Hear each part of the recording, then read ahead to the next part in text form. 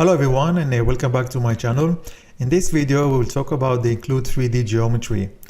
This projection command, it's very helpful in a very specific situation where you have a 3D body with kind of a weird shape which you cannot, and you need to let's just say capture an edge or in a point of that body, but you cannot use a construction plane. So this tool is going to allow you to capture or project what you need and turn it into a 3D geometry. So let's take a look at this example over here. It's not the best example because this shape is parametric, but hopefully you understand what I'm talking about. So let's start a new sketch. Now it doesn't matter which plane you're going to use. And as you can see here, because we are basically working in 3D right now. So if we take this one right here, now we can go and activate our command, include 3D geometry.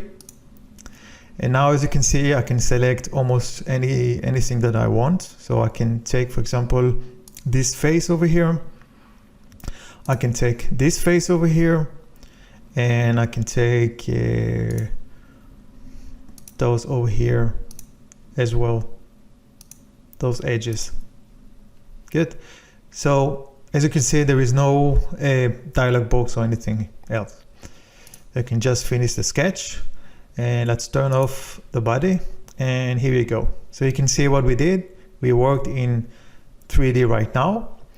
And from here you can basically take any edge that you need here or points and take it from here.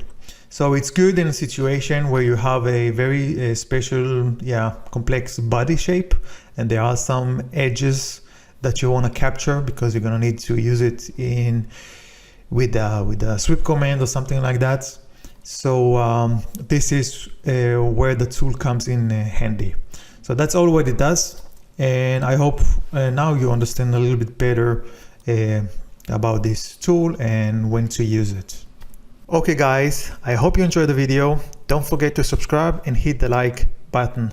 If you have any comments or questions, then please write it down in the comments area, and I will see you in the next video. Cheers.